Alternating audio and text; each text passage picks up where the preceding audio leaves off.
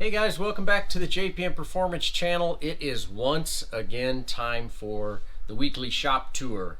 So this week's shop tour is post Hallett race weekend, so I'll talk about that a little bit and a couple little other tips that kind of went on over the weekend that might help you in the future. So it is April 28th, the last week in April before we move on to May.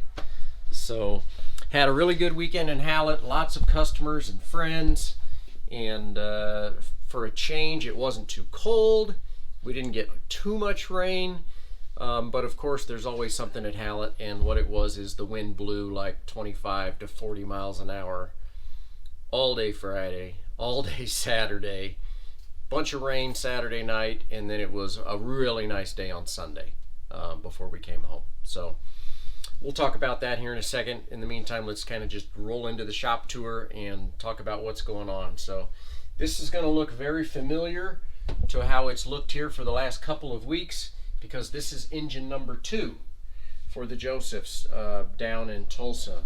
Delivered engine number 1. This one is identical, and got the valve lash finished up, just kind of restoring bits and pieces, getting this finished up. Hope to get this done fairly quickly so that I can move on to some other projects.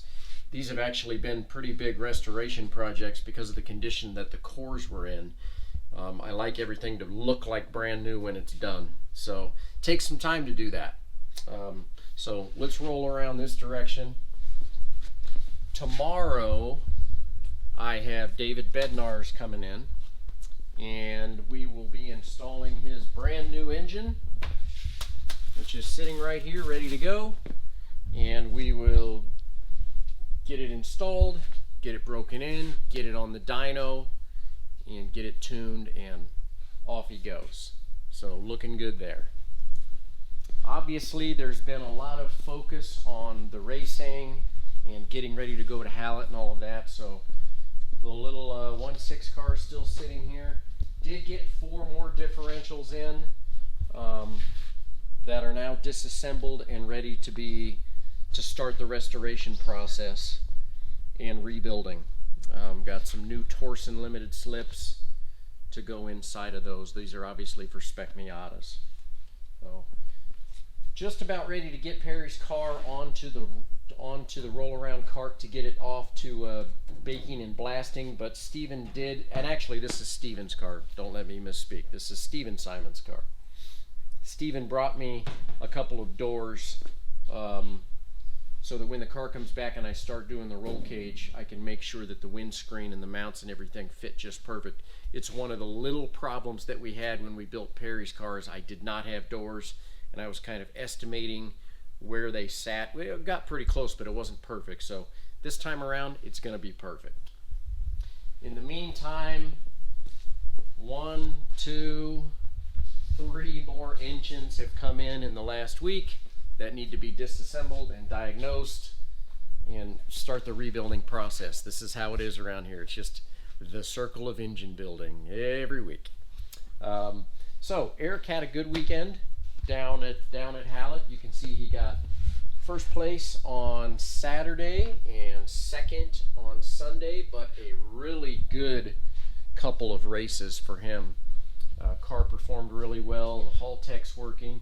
Got a couple little bugs we're going to sort out that we'll probably talk about once I get the new pieces in. But all in all, pretty good weekend for him. As you can see, the BMW is already jacked up. Wheels are off. Time to start prepping for Heartland Park, which is at this point 3.5 weeks away. So do something every day. So got the car jacked up, got the wheels off, got all the tires cleaned, and I think I'll probably use the same tires that I had at Hallett for Heartland Park, depending on who enters the race. So we'll kind of see about that, but did have a couple of good races. Both days I had 2 really good races with Matt Reynolds. Sunday's race, which you can see on the channel right now, he actually led for a bunch of laps and it was really fun chasing him down. I'll tell you, it was one of the most fun races I've had in a long time.